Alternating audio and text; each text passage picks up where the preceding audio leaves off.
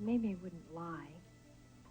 Oh, come on, darling. If it's important enough, anybody will lie. She sure as hell wasn't telling me everything she knows.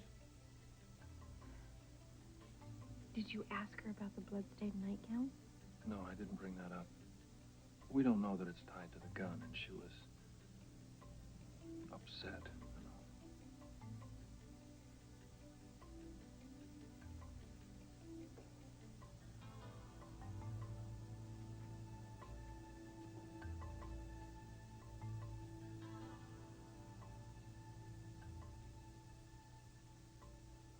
Luke, what do you make of all of this?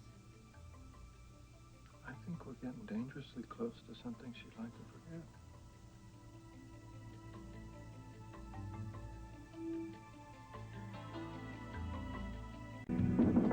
Yes, come in. Good morning, Sean. We came as quickly as we could. I guess this has something to do with our body. Did you dig something up on him? Yeah, we did. The coroner worked on the remains most of the night. Give me a preliminary report and an identification. An identification? Mm-hmm.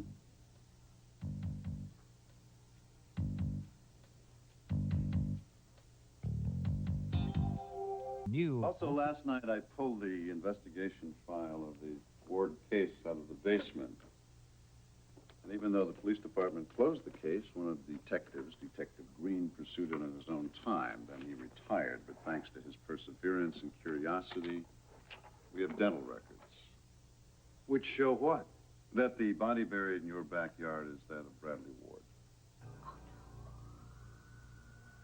Poor Mary Mae.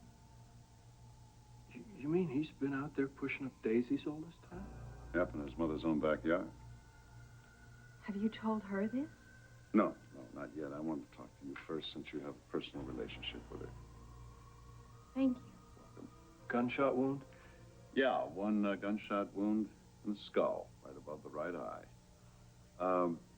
Do either one of you have anything at all on this? I mean, any thoughts? Sean, the stiff's been cold for 20 years. What would we know about it? Didn't this Green have anything useful in the file?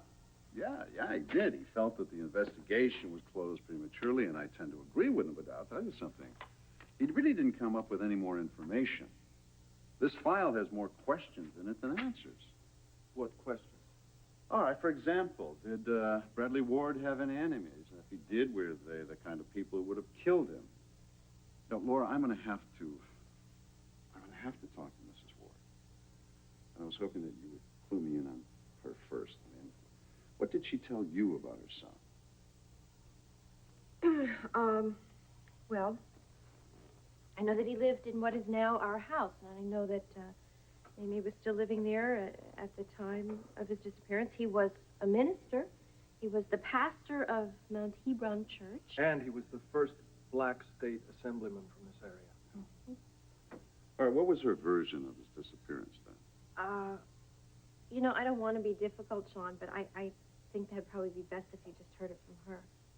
You're right, but every little bit helps me, huh?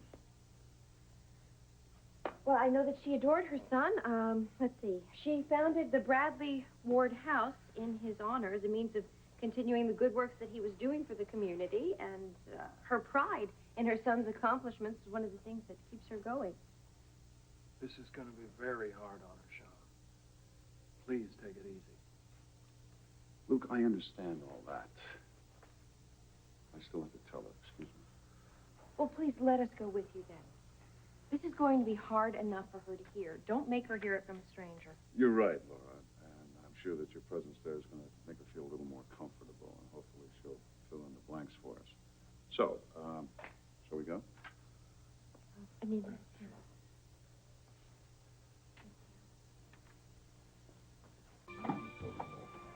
Laura, Luke, how you doing this fine morning?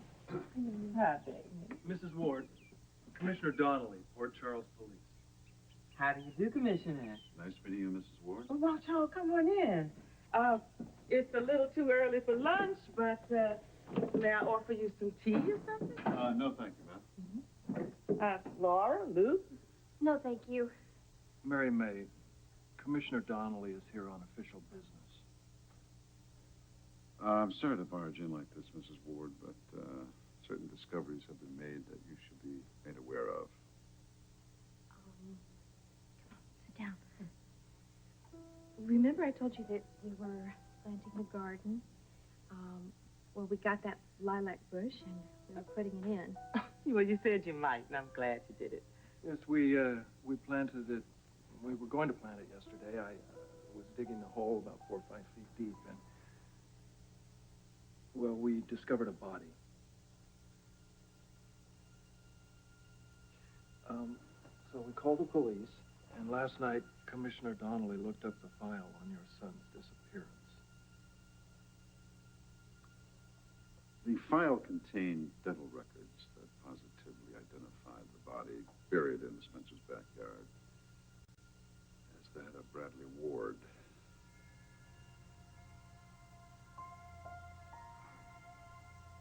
I'm very sorry, Mrs. Ward.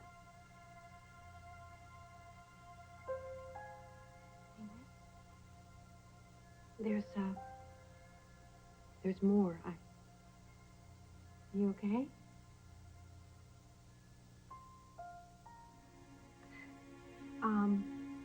I hate to have to tell you this, but, there was also serious damage to the skull.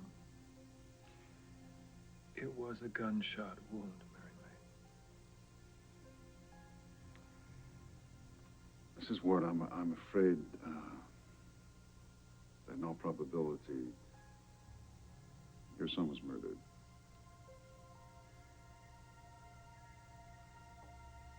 All the files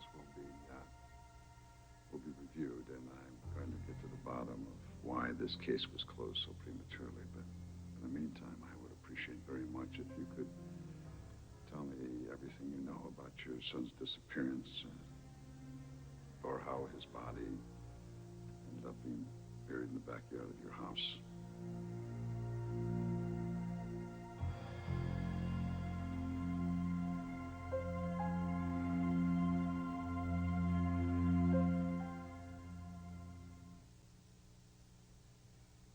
Bradley was a mover and a shaker, and he rattled a lot of cages.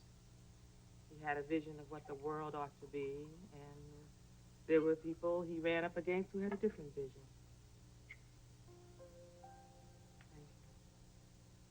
Last time I saw him, it was a warm, rainy June night, and he sat outside in the swing on the porch, and he told me about the troubles he was having with the powers that be in Fort Charles.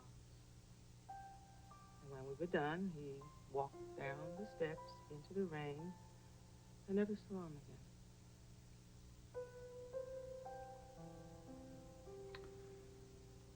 Then you have no idea how his body came to be buried in your backyard? No. Or any idea who would have done this to it? No. In regards to the troubles he was having, did your son have many enemies? Political enemies. His friends loved him. I see. I understand that you had a rose garden in the backyard.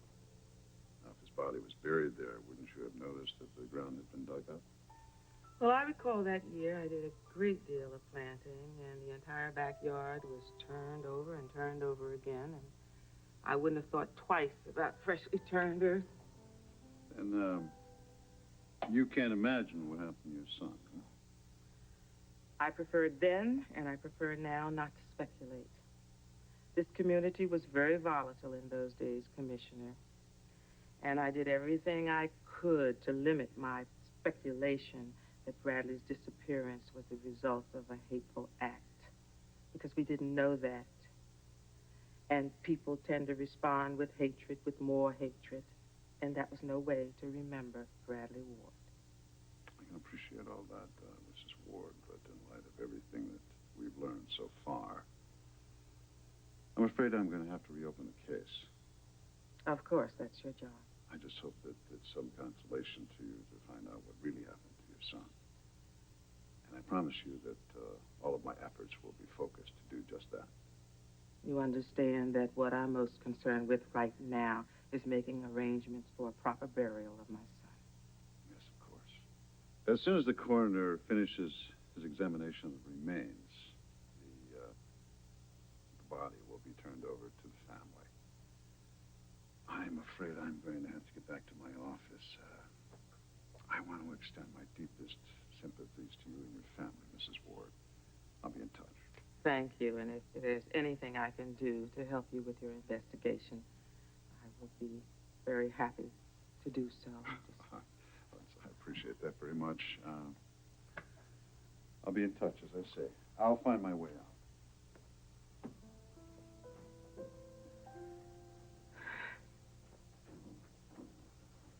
We'll do whatever we can to help. I'm sorry, Mae Mae. I'm really sorry.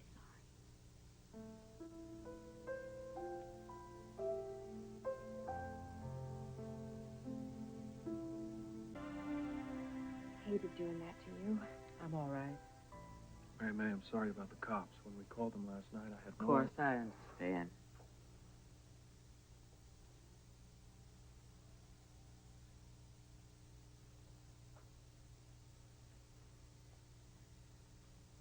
Is there anything we can do for you? I don't think so, but thanks anyway. Well, I hope you don't mind us being here when Sean was here. I appreciate it. It's just that I knew how difficult this would be for you. It is, but it's like a burden eased. A burden I've carried for 20 years. At least now you know. Yes. Mary Mae, I didn't tell Donnelly about the gun we found in the attic. Do you think it's connected to Bradley's death? How could that possibly be?